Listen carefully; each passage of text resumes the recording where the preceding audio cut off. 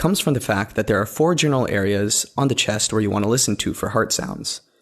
These are the aortic valve, the pulmonic valve, the tricuspid valve, and finally the mitral valve. The letters in the mnemonic apartment M stand for the first letter of the valves.